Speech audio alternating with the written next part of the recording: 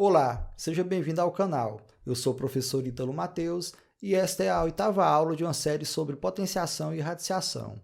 Nesse vídeo você vai aprender o que é radiciação, a raiz enésima de um número real. Já vai deixando o seu like e não sai daí. Nos vemos depois da vinheta.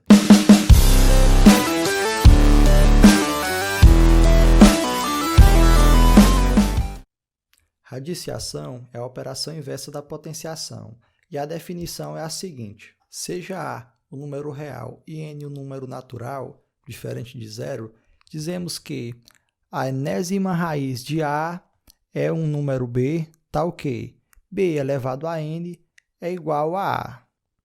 Você já vai entender, mas antes vamos aprender a nomenclatura.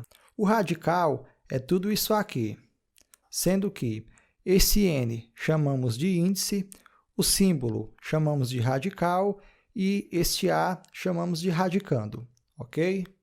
Vamos entender melhor como que funciona a radiciação. Fixa bem essa definição. Dizemos que a enésima raiz de A é o número B, tal que B elevado a N é igual a A. Ou seja, vamos começar com a raiz de índice 2. A raiz de índice 2, ela não precisa aparecer o 2 aqui no seu índice. Já fica subtendido que isso é uma raiz quadrada. E chamamos de raiz quadrada. E se fosse assim, seria uma raiz cúbica. Por exemplo, a raiz cúbica de 125. Primeiro vamos resolver a raiz quadrada de 16. Esse número elevado ao quadrado, ele vai ser 16. Então, qual é o número que se eu elevar ao quadrado vai ser 16? Ora, é o número 4. Portanto, a raiz quadrada de 16 é igual a 4.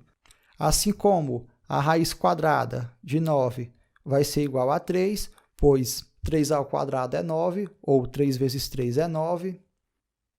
A raiz quadrada de 25 é igual a 5, pois 5 ao quadrado é igual a 25, e a raiz quadrada de 100 é igual a 10, pois 10 ao quadrado é igual a 100.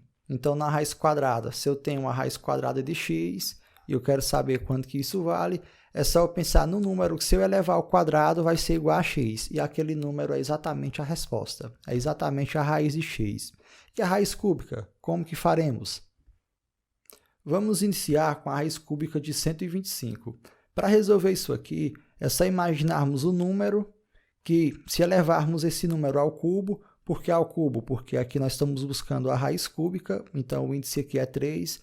Se imaginarmos o número e elevarmos esse número ao cubo, ele tem que ser 125. Então é só pensarmos, qual número elevado ao cubo é igual a 125? Ora, esse número aqui é o número 5. Portanto, a raiz cúbica de 125 é igual a exatamente 5. Dessa maneira, qual que é a raiz cúbica, então, de 27? É só imaginarmos o número que, se esse número for elevado ao cubo, vai dar 27. Ou seja, vai ser o 3, pois 3 vezes 3 é 9, 9 vezes 3 é igual a 27. Como eu disse, a radiciação é exatamente uma operação inversa da potenciação, ok? Vamos a mais um exemplo. Qual a raiz cúbica de 64? Então, novamente, temos que imaginar o número que, elevado ao cubo, vai ser exatamente 64. E que número seria esse? Seria o 3? Não, pois 3 ao cubo é 27. 4 vezes 4 é 16, e 16 vezes 4 é exatamente igual a 64. Portanto, a raiz cúbica de 64 é igual a 4. Ok? Vamos aqui a uma nota importante. Seja a enésima raiz de A, se n for par, então A tem que ser maior ou igual a zero. Ou seja, sempre que eu tiver um índice aqui par, vamos supor que o índice seja 4, de um número qualquer, A, esse A ele tem que ser igual ou maior que zero, ele não pode ser um número negativo. Caso esse A seja negativo, ele não admite solução dentro do conjunto dos números reais, somente uma solução complexa, o que por hora não nos interessa.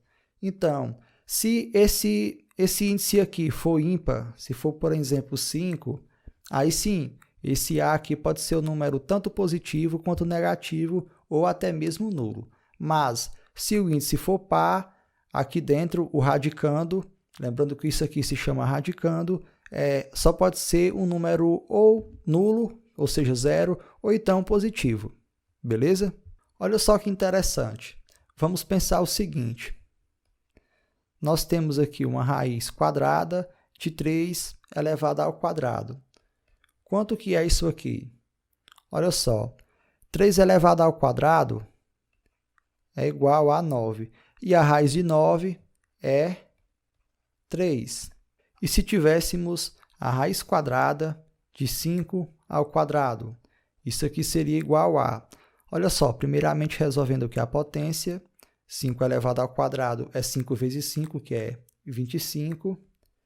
Então, agora temos a raiz quadrada de 25. E a raiz quadrada de 25 é igual a 5. E se fosse a raiz quadrada de 4 ao quadrado? Olha só, novamente. 4 ao quadrado é igual a 16. E a raiz quadrada de 16 é igual a 4. Vamos a mais um exemplo.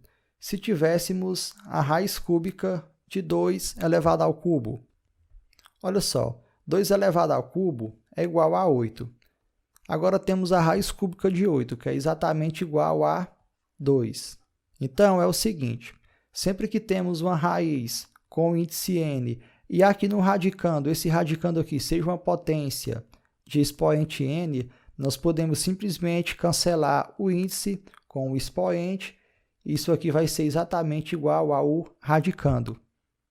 Viu só? Aqui, por exemplo, tínhamos a raiz quadrada de 3 ao quadrado, que no final das contas foi igual a 3. Aqui tínhamos a raiz quadrada de 5 elevado ao quadrado, o resultado foi 5. Aqui tínhamos a raiz quadrada de 4 elevado ao quadrado e o resultado foi 4. Lembrando que esse índice aqui é o índice 2, o índice 2 ele não precisa aparecer na raiz. E aqui também tínhamos a raiz cúbica de 2 elevado ao cubo, mas preste bastante atenção na seguinte regra, que é a raiz quadrada de um quadrado perfeito.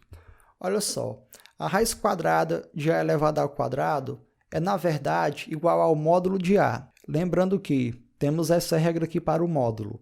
O módulo de a é igual a se a é maior ou igual a zero, ou então menos a, se a é menor que zero. Ou seja, o módulo de a vai ser sempre um número positivo, vai ser sempre um a positivo.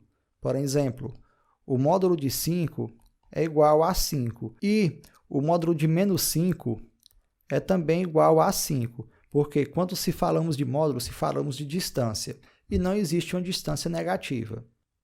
Mas por que a raiz quadrada de um quadrado perfeito é igual ao módulo, ou seja, ao número positivo? Olha só, vamos a um exemplo. Se tivermos a raiz quadrada de menos 2 elevado ao quadrado, eu não posso simplesmente cancelar esse índice 2 com esse cara aqui, pois aqui eu tenho um número negativo, eu tenho que aplicar essa regra.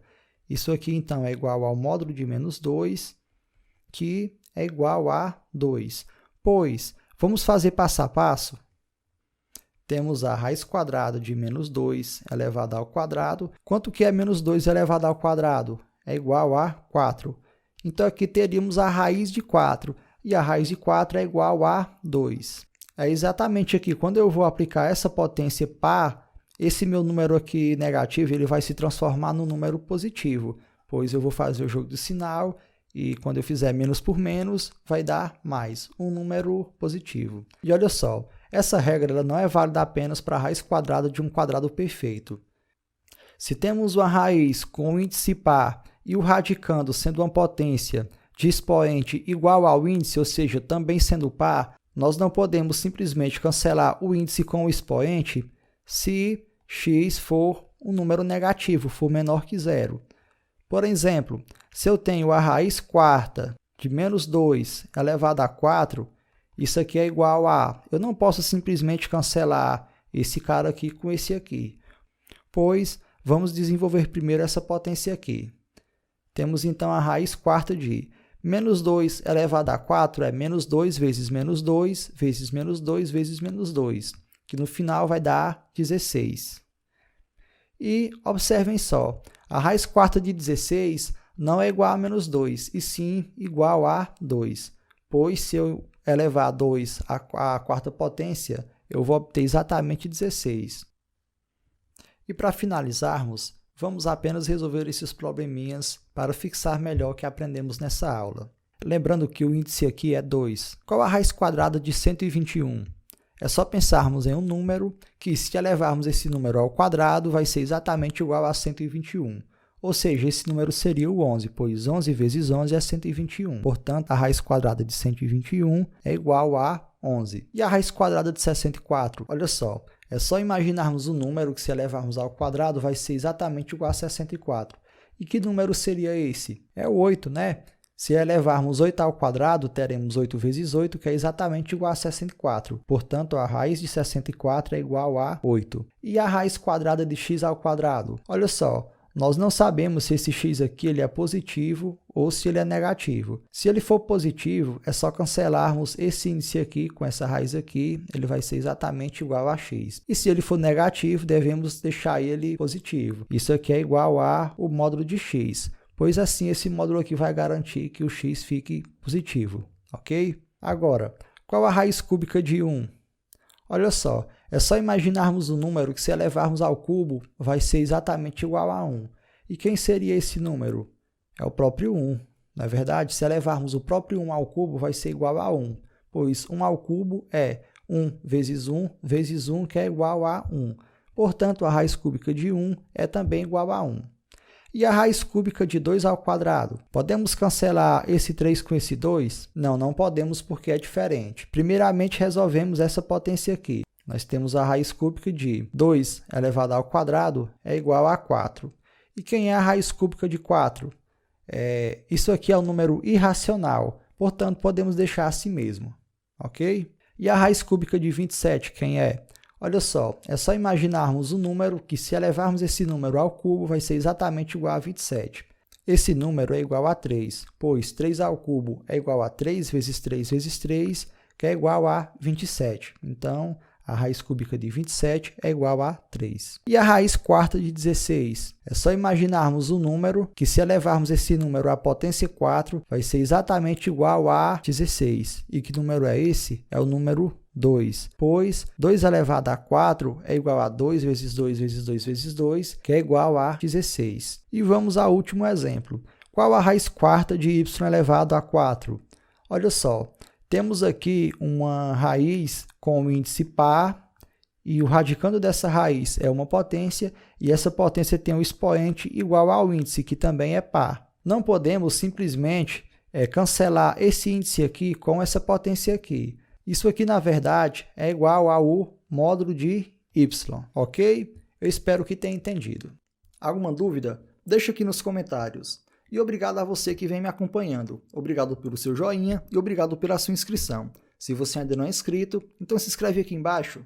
É muito importante que você continue comigo para poder me dar essa força. E não esquece de ativar o sininho das notificações para não perder nenhuma aula, pois assim o YouTube te notificará sempre que houver vídeos novos.